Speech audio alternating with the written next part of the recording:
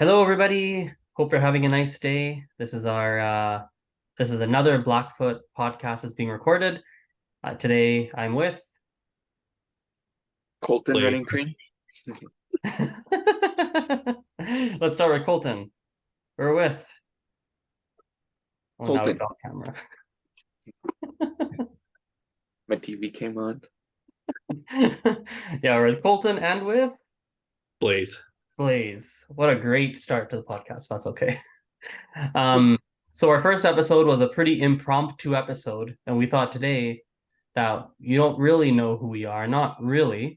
And so we thought we can do a podcast so you can get to know primarily Colton and Blaze. I'll be the interviewer in a sense and ask them some questions. So primarily them, and also learn about how Colton and Blaze learned Blackfoot, as well as how they're involved with Blackfoot language revitalization now. Because yes, they do some work with Calgary Language Nerds for Blackfoot language revitalization, but they each have various projects that they do outside of their Calgary Language Nerds work too, in their own communities for language and cultural revitalization. So, well, let's start with let's do youngest first. Colton, you're the youngest one here.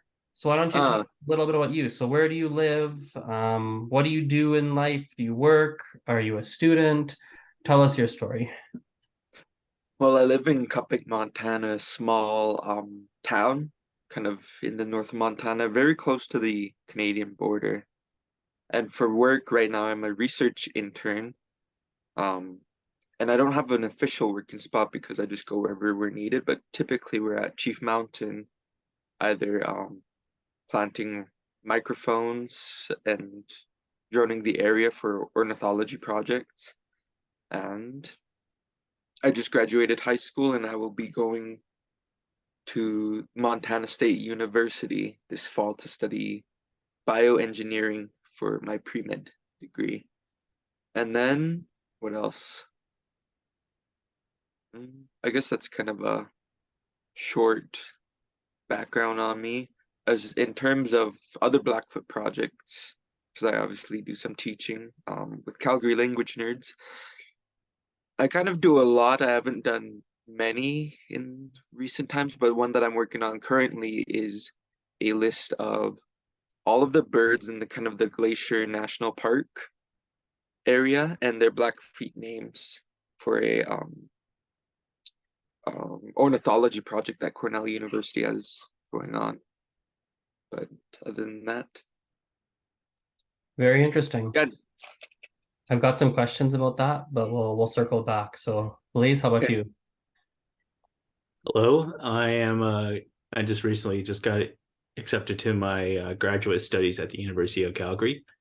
I'm going to be focusing on language revitalization for the Blackfoot language. And I'm from Lethbridge, and I've been kind of like going to different careers, if you will. I just recently just finished for McLeod Museum intern and still kind of looking for other opportunities right now, particularly with the Blackfoot language, but it's kind of a free agent right now. But other than that, life is good.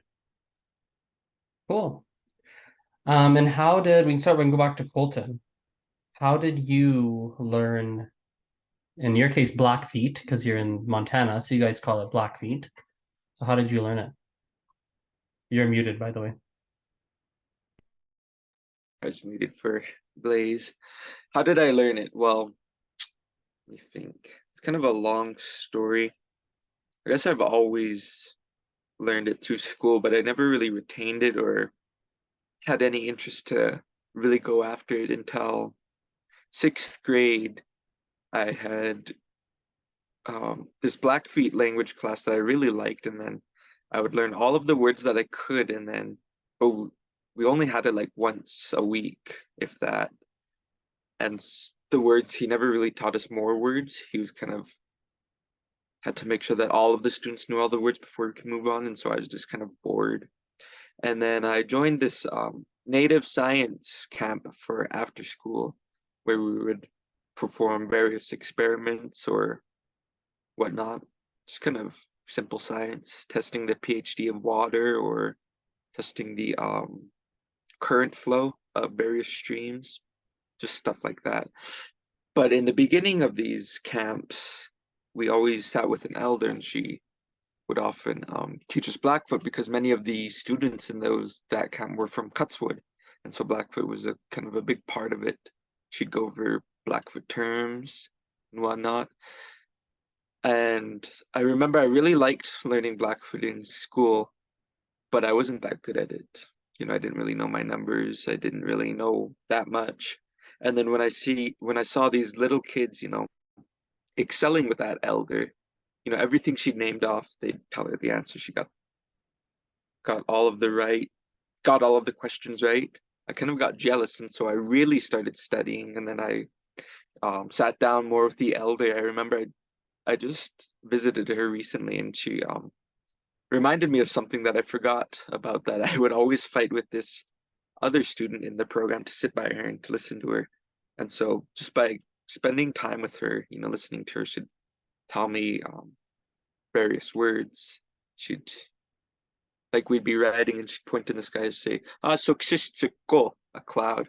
And then she'd tell me, nitanku suksistikak. And she'd ask me, what does my name mean? And then I'd have to tell her, Cloud Woman. And then I remember being really proud of that. And then I try to find all of the resources that I can.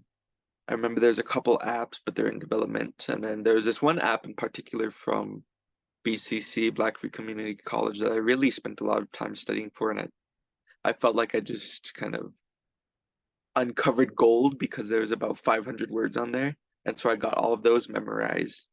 And then at this point, I kind of started to pick up on the grammar, because they had three phrases that I learned how to conjugate for present, past, and future tense.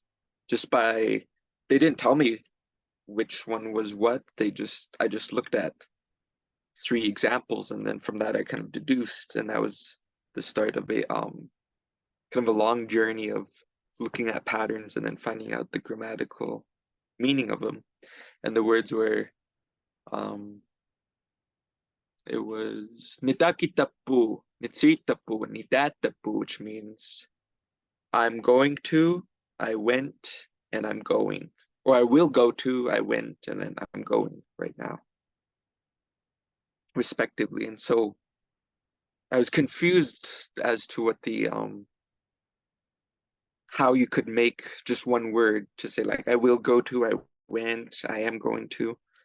And then I just looked at them each, and then I noticed what was similar and what was different. And so I deduced that, if nidatapu means I am going to, then must be what makes it present. And then nidakitapu, so it must be ak. And nitsitapu, the e must be the. So that's kind of my first instance of just checking out the patterns and then finding out grammatical rules. And then so I was able to apply those rules to how I was speaking, and then I immediately kind of got better, because I could talk in the present tense, the past, and the future. And before that, I didn't even really know what to look for, because I didn't even really know what I knew what the terms meant, but I didn't know what they would look like, if there would be words, or if you'd have to do something weird. And so for a long time, I'd say the first maybe 6 months or maybe even a year of learning Blackfoot, I used to think that we just didn't have tenses, because I never saw them until that point. Then I learned, we do have tenses. So basically, sorry, go ahead. And so, right, it's kind of I got a longer story. So go ahead. Oh no, I was gonna say, so your early days of learning Blackfoot was first focusing on vocabulary. Mm-hmm. Then you realized that you learned 3 different phrases, and you essentially figured out with those phrases what part of those phrases indicates a past or present or future tense.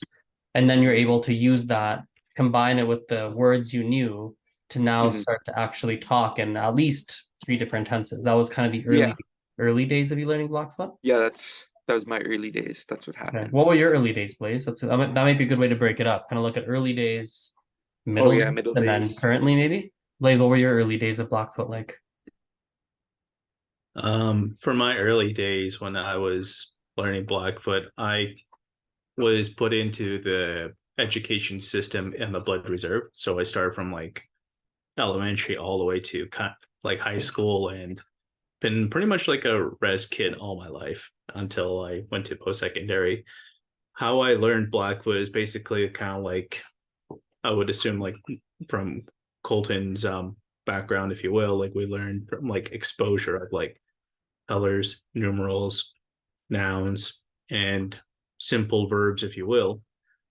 And as each age grade of Blackfoot I went through, I began to become more interested in like grammar per se. I forgot which book it was called, but I think it's called Ganek Sinyi, which is kind of like different volumes of like Blackfoot elders telling their stories of like their personal life. And like instead of reading the English, I kind of read the Blackfoot. And then when I started kind of like reading it, I tried my best to kind of like listen to my grandmother, who's is a fluent speaker, and then I applied it to like, okay, so even though like for Roman orthography, like most of the consonants, if you will, or letters, they're always kind of like voiceless consonants, so like k, t, and p. But then when I hear my grandmother speak, and I try to like apply it to this reading, or this volume I'm reading, I try to like see like, okay, so these things are kind of like b, d, and g. So I started kind of like performing it more and practicing it, and therefore I kind of like started to get really interested into the language. And then when I went to post secondary here at the U of L, or University of Lethbridge, I really got involved with like just linguistics, and I started to like really capture on like grammar and phonetics and pragmatic structures, or just everyday conversation sentences. And there's one class I really enjoyed was a university course called like linguistic fieldwork. And that course to me was like a kind of like a breath of fresh air to like experience like Blackfoot language, and like how we kind of learned is like through like incorporating like a Blackfoot elder who's like a fluent speaker, and we try to ask him like simple questions like, okay, how do you say like to sleep, for instance, since Colton gave you guys like the example of like to go. So like how he demonstrated is like ayoka, for instance, which is kind of like just its own verb, if you will, its own like a morpheme, or just its own unit, was smallest unit was singular, was meaning. And so and then we tried to implement like first person, second person. And so like we practice on like ni nitayoka, for instance, and then kitayoka, which is like you. So nitayoka, like I am sleeping, kitayoka, they're sleeping. And then we try to implement like ota, which is kind of like a small prefix verb, kind of like to go do so. So like itayok, like to sleep, like I'm going to bed. Sorry, my baby. Just sorry about that. It's okay, we didn't hear anything. And like kitakadoyok, which is kind of like he is going, you are going to bed, and itakadoyok, which is kind of like I am going to bed. And so like these things started to really pick on like cues for me to kind of like, okay, there's kind of like your what's that word, like you're putting like going to do versus does, and like putting tense to the structures of like the grammar. And so I thought that was like a really cool scenario for me to kind of like, okay, focus on the grammar. And so then over the years, like I helped with contributing to like creating like helping like with the Blackfoot digital dictionary, which is accessible online. And if you guys want to learn more Blackfoot, I highly recommend that website. And how I got involved was like wanting to know more about like different vocabulary on different like sex, gender, and sexuality. And so like my focus was on like putting more like, I guess you could say like LGBTQ friendly lexicons to highlight like different cultures on like different sex, gender, and sexuality. And so like I found the word like awuaki, which is kind of like an interesting word for like man and woman, but to break it down is like going back and forth.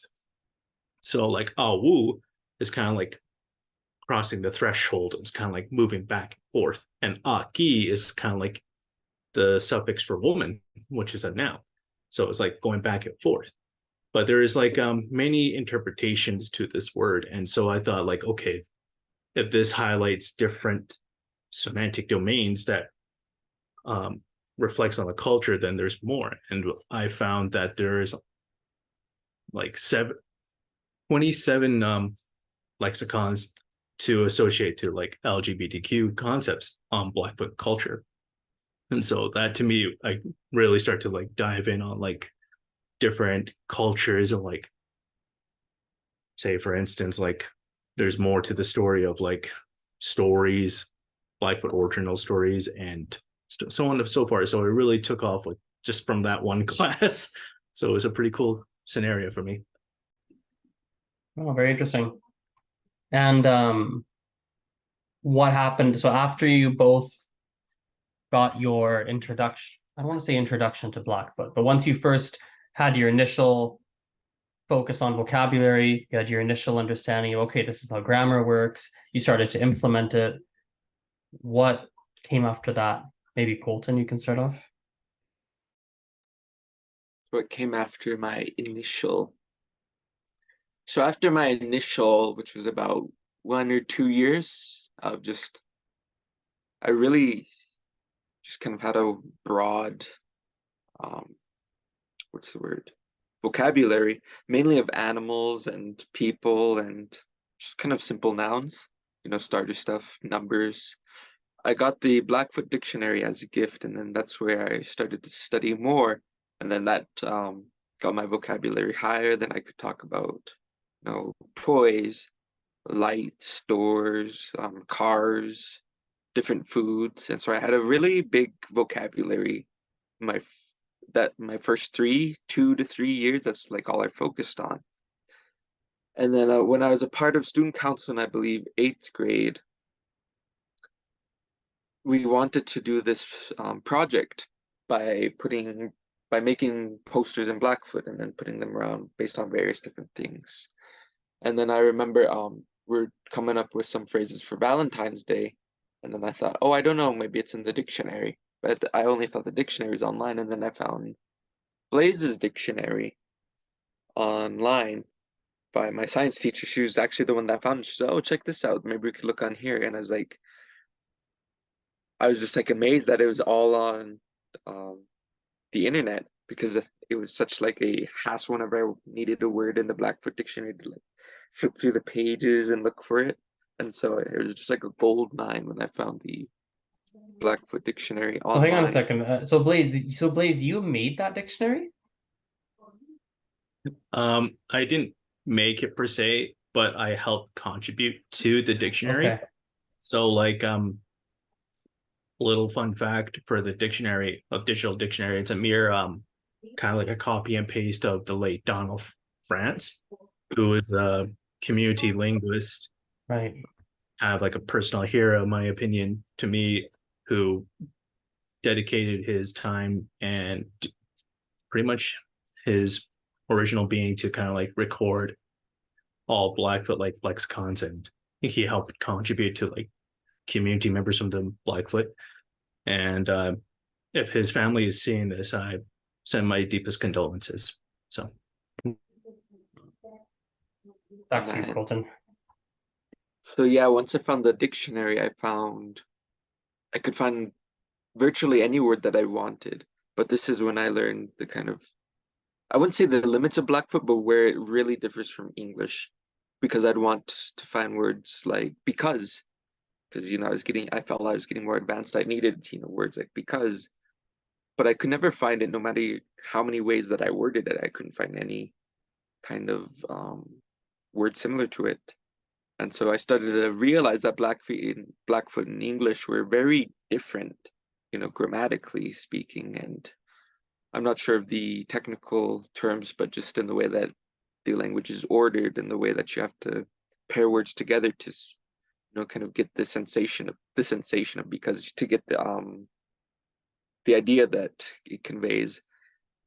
And so my middle part was kind of figuring more about the grammar because I was really interested to see how different it was. And so I focused less on vocabulary and more on grammar. Kind of just basically grammar, figuring out how to make different things work. And so I just kind of did the same process that I told you about in my beginning kind of journey. And I just applied that to everything that I learned after regarding grammar, because the dictionary is great, but it doesn't like teach you. It doesn't show you, oh, this is what this means. Actually, it kind of did that. I could click down on the word and then I break it apart, each kind of morpheme, and then tell you what it means. And then for the grammatical parts, which, don't technically have a definition because they're not like a word, but a grammatical function, they tell me the name of the grammatical function, and then I just read about it wherever I could. And that's where I learned words like non-affirmative or transitive animate or animate. And so that's where I kind of got a bulk of my knowledge, was just finding those linguistical terms and then reading about them, and then finding different because it shows you a lot of Blackfeet sentences, and the sentences I read really helped me. Then I could get just like because there's so much grammar that you need to know in order to speak, because it's way different than English that I had to like learn all of that before I could even really have a conversation. And then, but who really got me into grammar was this teacher here, Robert Hall, in about 9th grade or in the end of 8th grade. I had his classes, and so I remember being really interested in his grammar and all that he had to say about the language, because it was the first time that I was exposed to Blackfeet in a way that's not just like, oh, here's a list of animals, have fun. And kind of that's where I learned positional phrases, on top, below, and then that's when I really realized the intricacy of Blackfoot was this particular instance of the positional phrase inside or in. There's 2 different ways to say it. One is if you're inside something that's normal to be inside, like a house or a room, and one that's kind of strange to find yourself inside, like a car. Or not strange, but like you can't live there. And so, there's 2 different ways to say in and out. Ipst for like in a room, in something that you can inhabit, and sup for something that's, not really what you'd expect yourself to be in, like a box or anything. Right. And so that's when I realized how intricate Blackfoot was. And so I paid extra attention to all the grammar points that I made, that I found out. And then I'd essentially have to do some guessing, because it's not like I had all of the examples in the world for what I was looking for. And so I did a lot of guessing, and then I'd practice that, and then I'd bring it to an elder. I wouldn't tell them about it, what I was doing. I'd just try to use it in conversation. And if it made sense, then I was right. If it didn't, then I'd just scrap it. And then as I got more used to the intricacies of Blackfoot, I could kind of tell, oh, well, this wouldn't really make sense. I can't imagine that, actually making sense. Or, well, this one makes more sense for the language. And so I got really good at guessing or predicting if my guesses were right.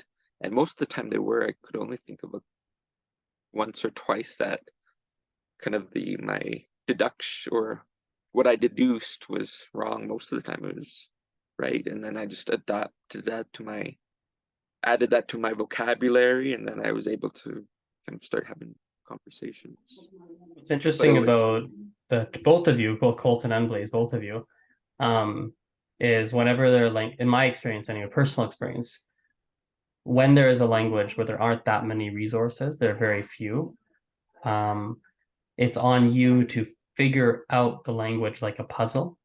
It's on you to figure it out essentially because there aren't that many books, people, etc., that can actually lay it out or explain it for you, which in a language like Spanish or French or maybe languages that are more widely taught and where there are more resources, someone can just tell you, oh, this is the rule. Oh, this is how that works. Oh, no, that's wrong. And here's why that's wrong, or etc. Or, oh, that's the word they say in this country. This is the word they say in that country. And people just know, generally speaking, you can figure it out easily enough.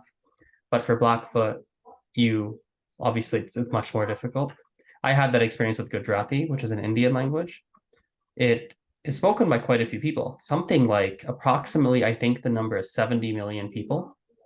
So quite a few speakers, but there are very few resources to learn it.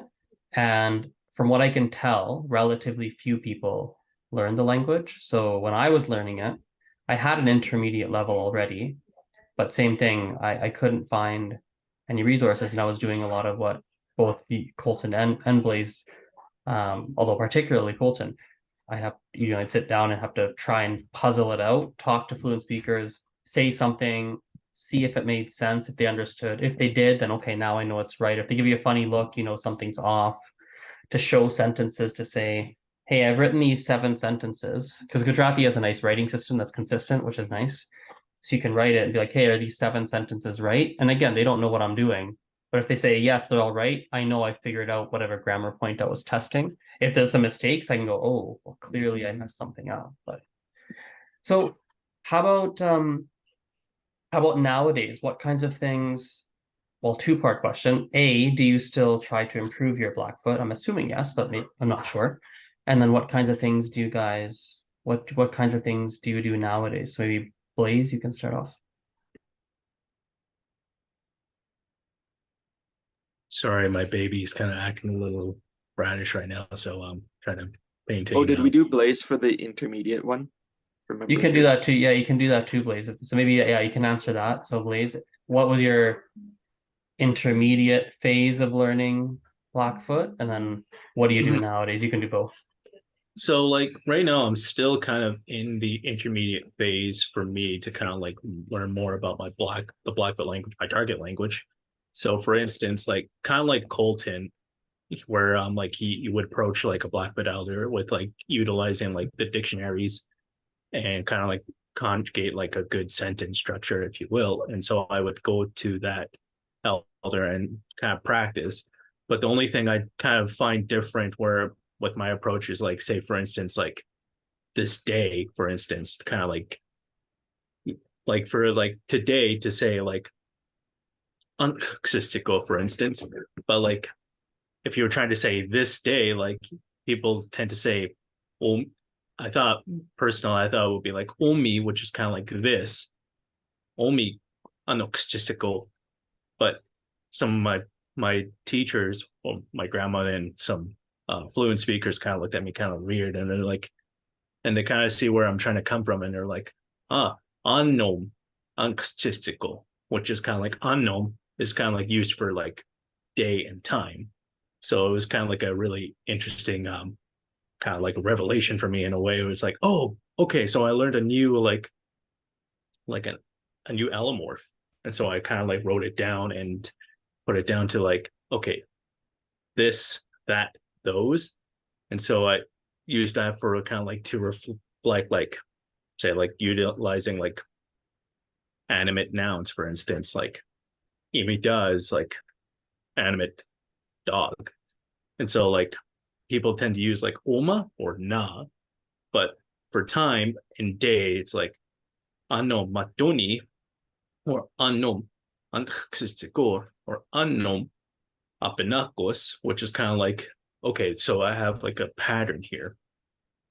And so like how I kind of approach with Blackfoot language learning is like kind of like similar to Colton. I utilize kind of like this master and apprentice approach where like I try my best to kind of like ask Blackfoot elders, and I have like my notepad, and I just try to like hear what they're saying, and I put like accent pitches to kind of like say like pinpoint like, okay, this person put like an accent on this consonant. So like as I go to each Blackfoot elder with that similar formula, each Blackfoot elder had like a different articulations of like pitches and the similar patterns of like that word. And so I was like, okay, so there's something interesting. And so like as more I develop on like that kind of approach, it helped me kind of illustrate like different subdialects within my dialect of Blackfoot,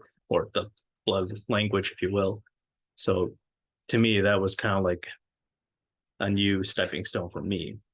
And so the more you begin to kind of like, I guess you could say like cross compare like Blackfoot speakers to with your language learning, I believe that it was a helpful approach for me to kind of like learn more about Blackfoot and kind of be more aware of like tenses, but gives me a better idea like how Blackfoot language is kind of like the grammar, if you will, is very puzzle like behavior patterns. So like one morpheme or one consonant or one pitch can throw the entire meaning differently. Say like for instance, oki for hello versus oki, which is water. And so you kind of like in linguistics, we call these minimal pairs. And so like, or even like na'a, for instance, for mom versus naha, which means kind of like an expression like ew, you know? So to me, that was kind of like a new way of kind of like cross comparison, but also kind of like making like an observation of like tone. So, but yeah. And for you, Colton, nowadays, do you do anything differently when it comes to continuing to learn Blackfoot, or do you still treat it roughly the same way? You talk to elders, you try to expand your vocabulary, you see if you're saying things correctly. Is it the same method, or are you doing something It's different essentially nowadays? the same thing. I'm just kind of refining the way that I speak because I can have a conversation just fine, except, sometimes there'll be something that I'll kind of trip myself up on. And so I'll take the phrase that I trip on and then I'll just practice until I don't. And then that'll kind of fix that. And I then, remember, sorry to interrupt, you just reminded me of something. When we did the sweat together, back in, what was it, last month or month and a half ago, uh I I remember it was you and I forget the other fellow's name. You're the uh friend of yours. I forget his name. Peter, was it? Kobe. Or no, Kobe, yeah, yeah. And I remember, I don't know what you were saying in Blackfoot, but it was hot, and you were both were like you were talking. You're like, oh my god, my grammar's getting all tripped up doing this sweat because as you're talking, you kept like every now and then you'd self-correct. You'd be talking and say, oh no, I should actually say this, and then you correct, oh my Uh-huh. god, I keep getting tripped up because of this heat. It's kind of funny. Yeah. I That's funny that you said that because I was just thinking like right after, it's like, I wonder if those non-speakers, especially that Azrin, noticed that I was like messing up my own black sheet. But yeah, I only noticed when you would specifically say in English, you would comment after your mistake. Oh, I shouldn't say that. I should actually say blah blah blah, and then you. yeah, it was pretty hot. Oh, but yeah. So yeah, whenever I'd make a mistake like that, I just kind of correct myself. And then what else? I kind of lost my train of thought. And then nowadays, I kind of do a lot of listening to stories, and from there, what I'm really trying to practice is understanding everybody because often when I learn a new word, I learn it just by reading it, and I read it in a certain. I know how to read Blackfoot because like any kind of writing system, I just had to learn. Like the Nodal Franz writing system, I know how to read and write that. I know how to do William Big Bull. The only one I don't really know how to do is the syllabics, but everyone else I just know how to read because I had to. So I'll typically read like, or mainly the Donald Franz one because that's where the dictionary is. But anyway, my point is, since I'll read it, I'm so used to hearing myself say it. And so when another speaker says a word that I know it, like it's cemented in my brain. It's not like I forget. I don't really recognize it. And so a lot of the times I'll be like, what did you say? And they'll tell me what they said, and I'll think back. I'm like, oh, okay, that makes sense. And then I'll kind of count that as a mistake or something that I did wrong, even though it's strange because I knew all the words Like I knew what it meant perfectly, but it's just their accent and then the way they pronounce those words that threw me off. And so that's what I'm kind of doing to work on my Blackfoot, is getting used to hearing these words by different accents, by different because what really throws it off is the accents. Because Canadian accent and Montana accent, by default, our English is different. And so I think our English kind of influences the way that we speak Blackfeet. And so a lot of the times I don't really understand somebody because of their accent. And so that's what I will be working on. And then listening to stories. And I know I really have a breakthrough in kind of how they're saying the words when I can understand the story all the way through. And what's good about the stories is I learned kind of two things: the words that I know are correct because they're being used, and and then I learn any new words because I know enough about Blackfoot and Blackfoot grammar that if they come up to a word that I don't know, I could look at the other morphemes that they used, before and after, and I can use the context of what they're talking about, and then I figure out what they said, and then I have a new word. And so I'll do that a lot, and then a lot of talking to elders.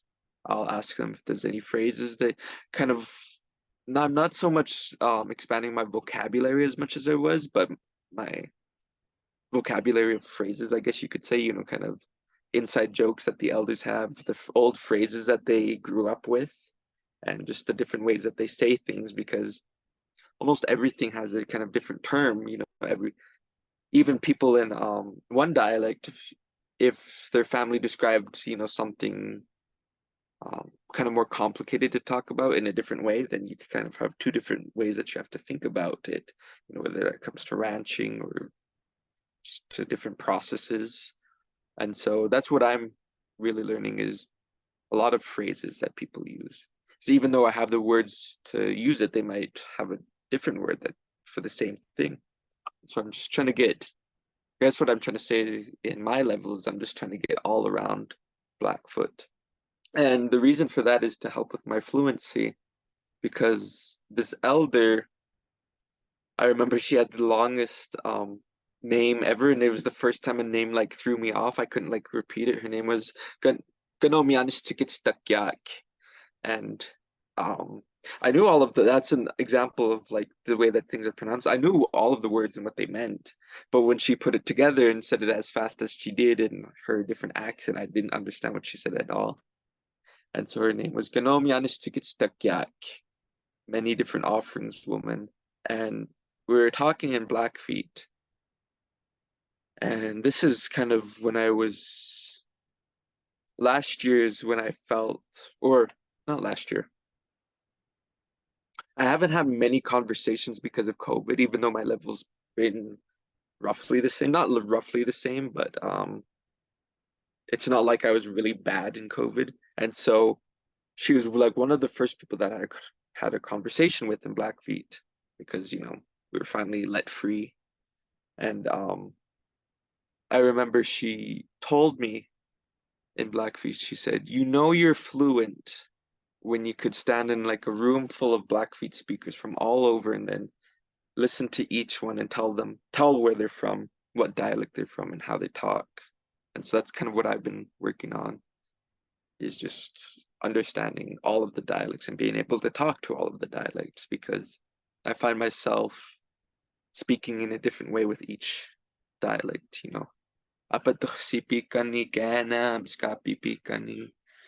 Except I haven't really talked much to Siksika, so I don't have much experience. Kind of the But yeah, furthest away from you, no? yeah, Pretty far from you. I've only talked to maybe one Siksika, one in Blackfoot. Okay. Yeah. But yeah, they're pretty far. Well, let's we can maybe start to wrap this podcast up here. That either of you want to share any parting thoughts? Don't be afraid to learn, don't be afraid to make mistakes with learning Blackfoot, especially like if you make a mistake, like it's normal, like especially when you're learning a target language. So like by my opinion, make as plenty of mistakes as you can. Sometimes like just just know the word first before you say it, because like me, when our early podcast with Colton, like I was talking about my dog, and he's like, "Oh, Amy Deski," which is kind of like a, it's like a swear word in Blackfoot. So it's like, oh, so yeah, so don't use that word. If you're gonna use it, make sure you kind of look around. So yeah, it's word of advice. Cool. My only advice for learning the language is you need to have passion and a couple years to spare. And I if like you that. really want to learn the language, you'll find a way. Passion and a couple of years to spare. I might tweet that out today. Like, hey, it's a nice little quote. Interesting. Put a little Cool. TM by it. Yeah, I like that heart on Blaze's screen. Cool. All right, I'll wrap it up here, and everyone have a nice day.